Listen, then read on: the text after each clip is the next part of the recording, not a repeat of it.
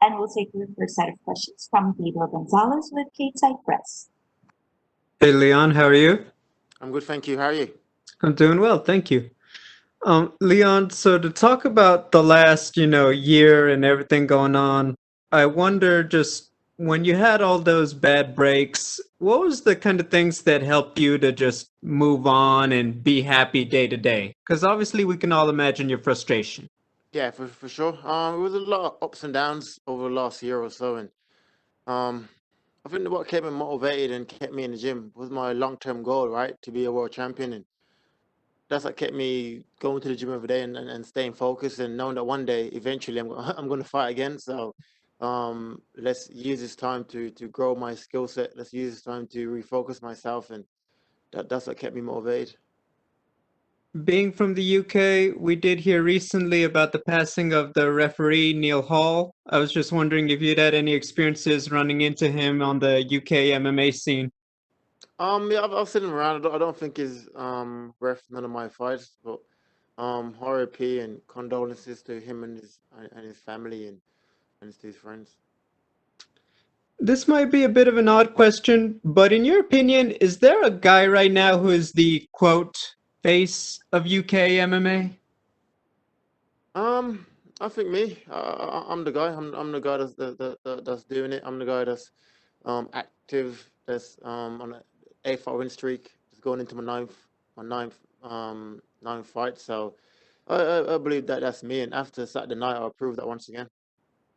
Obviously, around the world, the way fans react to different people is always different. I wonder at home, do you get, are you getting more attention? Like, is this a big card with both you, Darren Stewart, and everything back home in the UK?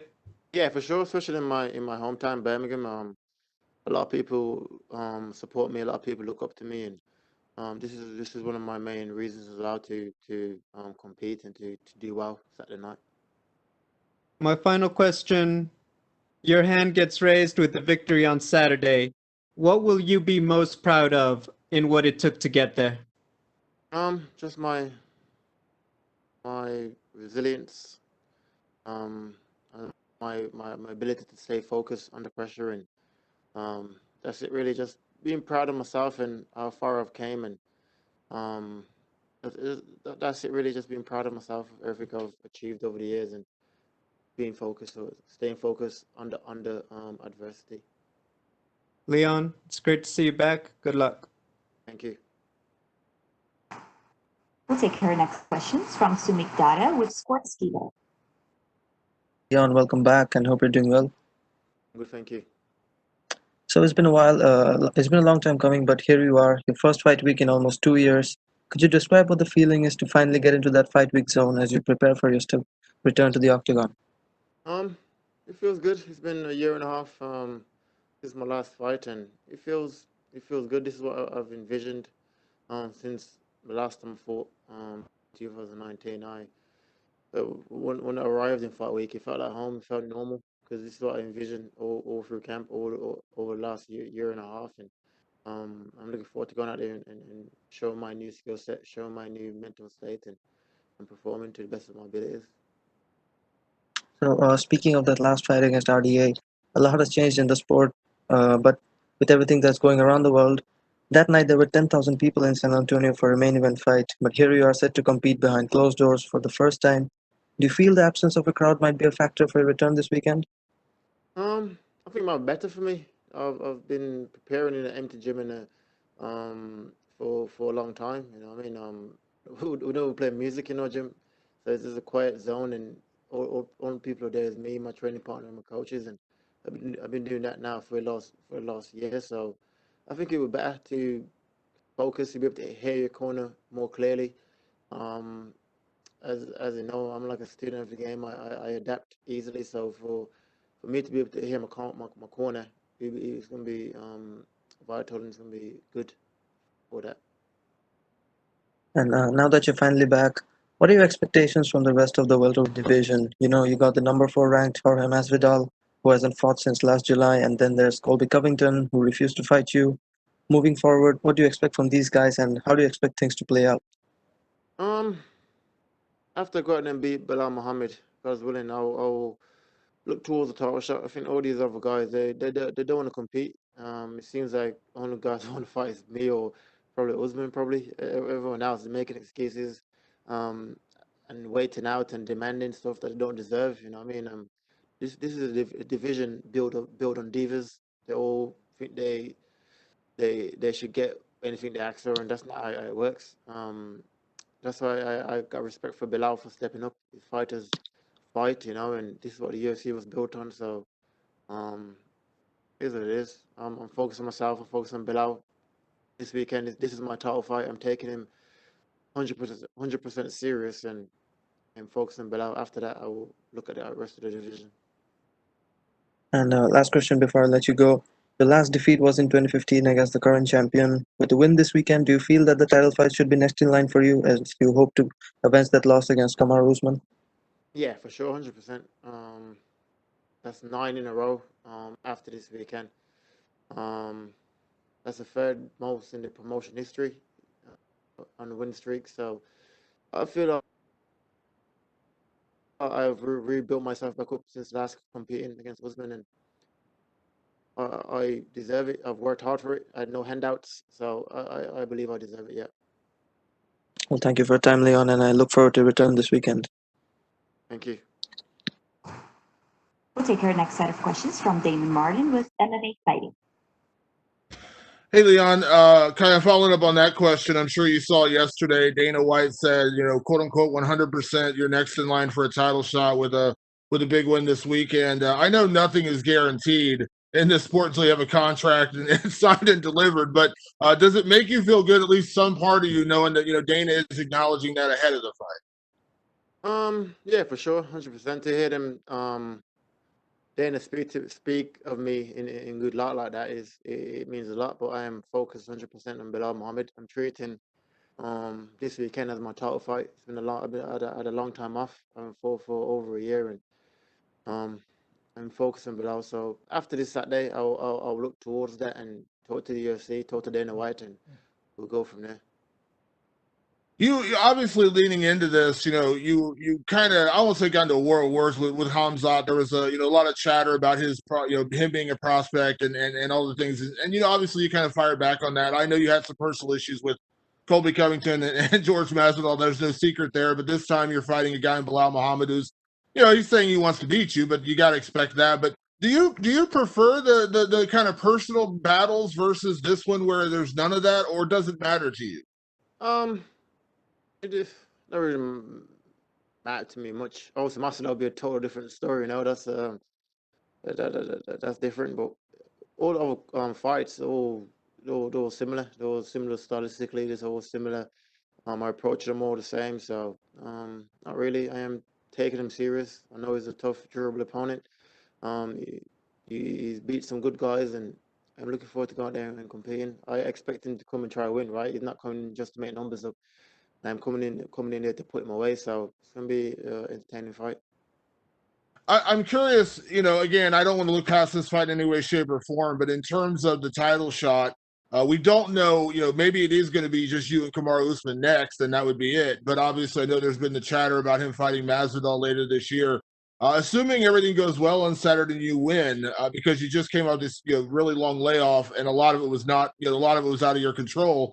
Would you be willing to wait for a title shot, or you just got to wait and see like how long that wait would be? Yeah, exactly. I think I have to see how long the wait will be. I don't think I'll look to wait again for another year and a half. So um, after this Saturday, I will talk to the UFC and we'll go from there. But I'm not looking to wait for another year or a half. So we'll see. Yeah. If that ends up being the layoff, I mean, obviously there are other interesting matchups for you in the division, correct? I know, like I said, I'm sure you would love to get the Masvidal fight or maybe the Covington fight as well. Yeah, 100%. Them fights are big fights. Marcelo especially, and Covington he's there as well. So these are big fights. That's in the division for me, and this is why none of these guys in the division are taking this kind of risk. I'm the only one that's offering to fight guys outside the top five. Everyone else is sitting on the number and demanding that they want stuff, and I'm the one that's offered to fight Hamza. I'm the one that's offered to fight Belal, and so I'm the only guy that's taking this kind of risk, and it will pay off. Last one to that point, we have heard a lot of complaints from some of the guys ranked outside the top 5 in different divisions, whether it's welterweight, lightweight, whatever, that a lot of the top guys don't want to fight them. They never get those opportunities, and everyone, as you said, is kind of hanging on to their ranking. Obviously, you've earned it. 8 wins in a row. You deserved your ranking. You've earned your ranking. But do you feel like more guys should be willing? I mean, in a sport where, you know, you're paid to fight, that guys should be willing to fight, you know, not necessarily whoever, but at least, you know, somewhat, you know, not, you know, if you're not going to get the number 3 guy, maybe you get the number 4 guy or whatever, because you do hear that a lot. Guys say, well, I only want to fight a guy ranked above me. Yeah, exactly. Otherwise you end up fighting nobody, right? If you keep waiting for that. I think the sport was built on fighters fighting. Now, like I said, everyone's divas and all in the social media era that they just want to talk shit on social media, keep their name buzzing in the media, and they don't have to fight, you know. And I'm the old school. I'm offering all these guys to fight. I'm number 3, but I'm fighting number 13 now, you know. And if I believe, I believe I'm number 1 in the world. It doesn't matter who's number 2 or number 3 or who comes next. I truly believe that I'm the best in the world, and I'll prove that fight and fight again. Thank you, Leon. Thank you. We'll take our next set of questions from Santiago Jar with 85.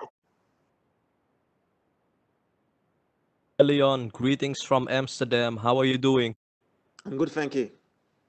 Not a lot of people want to fight you, Leon, let alone fight you on short notice. Were you surprised that Belal took the fight on short notice, and do you think it's a smart move on his part? I wasn't surprised. It's just for a month ago, so he's in shape, you know, and it's his first main event, so it's a big opportunity for him to step up and fight a guy like me. So I wasn't surprised really, and I think the short camp for him, he probably bad. He's just for orthodox and southpaw, and I'm a totally different fighter from the last guy he fought, and I've been preparing for his style for the last since what about 6 months. So I'm looking forward to it and can't wait. Who is going to be in your corner, Leon? Did you bring Jai, Akon, or Fabian with you to Vegas? Nah, Joy Akon and Fabian's at home. I brought Tom Breeze, I brought my coach, my wrestling coach, my kickboxing coach, and my boxing coach. So I got all my coaches that I work with day in day out in my corner. The last one from me, Leon. It's been 10 years since the UFC visited Birmingham to host an event. Is the plan, Leon, to win the belt as soon as possible and then do a big title defense in front of your own people? Yeah, for sure. That'd be amazing. You know, to have them come back to Birmingham. That's my first ever UFC event when I went to watch. I think Vaughan Lee was fighting on the card, and that's what gave me the motivation to stay in the gym and to work towards this goal, and to now be headlining my 3rd main event in the UFC. It's amazing, you know. So that'd be good to go back and give another kid opportunity to see me headline and to give them the motivation to want to do and want to achieve what I achieved. Cannot wait to see you perform again. Good luck on Fight Night, Leon. Thank you, brother. We'll take our next set of questions from Nikita Korshinin with Sport Express. Leon, big pleasure to talk to you. Leon, Hey, how are you? hear me? Leon, you have 2 8-second knockouts in your career, one in UFC, one in amateurs, which is crazy. Even Francis Gano doesn't have under 10 second knockout. Can you explain this magic besides 8 seconds knockout? You saw openings, so how would you explain this? Because You're the first reporter that stated my facts. Like I said, I had 2 8 seconds knockouts in my career. I don't know what it is. I threw the punch, got knocked out quick. It weren't really a plan. I didn't work my whole camp to knock him out in 8 seconds, but I think when I'm sharp and switched on, I can put any of these guys away. So that's it, really. As long as I'm sharp, I might try to go for another 8 second knockout again on the weekend. Leon, you prefer straight long punches. What about swinging punches? They don't fit you very good. You don't like them? I like them. They're good punches, but I am long range southpaw, so I can do it all. I can fight inside elbows as well. I can use my hooks, my uppercuts. So it depends on the opponent and the style of the fight, what punches you choose to use. I got a lot of tools in my tool bag that I could use, and it depends on the opponent, what technique I choose to bring to the fight, and what I choose to use. Leon, after Gilbert Burns fight, everybody now talk that your guy, your opponent, Kamaru Usman, developed the best jab in MMA. Do you agree? And do you surprise how he developed his jab? He's improved his striking a lot. I don't think he's the best jab in MMA, but he's definitely improved his striking a lot. He got good jabs. He's slow jabs, but they look effective. So fair play to him. Leon, you one of the best fighters in UFC on ability to land elbow while breaking clinch. How do you feel that moment when on breaking clinch to land elbow, and why your elbow generated so much power? It's like an inside fighting that I've trained with my coaches. A lot of guys at MMA, they don't really use much inside fighting. If they do, they're throwing like knees and stuff like that. But I have mastered the art of using my elbows in the clinch, and I can use it many different ways. My elbows, my knees, and just working inside the clinch. But once again, that grappling exchanges, making them work and making them pay for entering in that zone, and that's what I've mastered over the years. Leon, do you have your favorite elbow knockout in MMA, the one that inspires you, always in your mind? You know. No, not really. Not in MMA. I don't think I ain't not no night with it yet. I've dropped people with it and cut people with it, but I'm trying to get like a clean KO with it, you know. So hopefully Saturday night can land like a nice one and get the KO. What about distance elbow? Do you like them, or you think they too risky, or you prefer close distance elbow? Yeah, I think distant elbows in MMA is risky. It depends. You can set them up, but it depends on the opponent and how he reacts to your feints or your combination to set up the elbow. You know, so it's a risky stuff, but elbows are better used in the clinch and when you're tied up with somebody. Leon, one question about Khamzat Chimaev. He's now sick. He now doesn't feel good. Maybe you have some warm words for him, wishing him recovery. Maybe some words. Yeah. Yeah, 100%.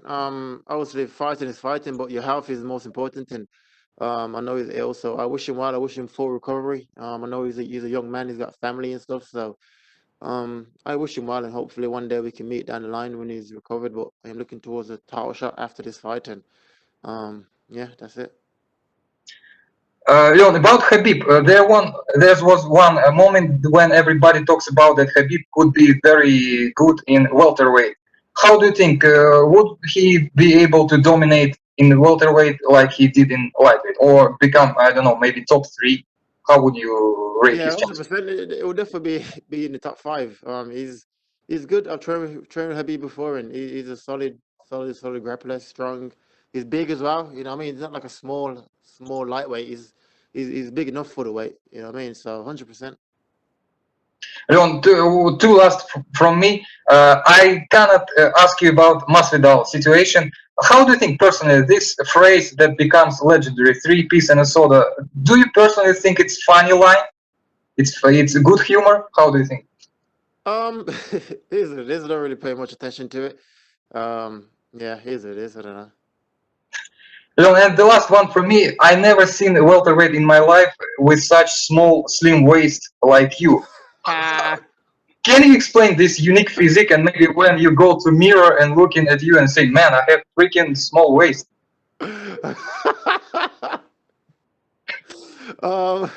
I don't know if it's genetics. Small waist, a big back. I should be a fucking model, to be fair.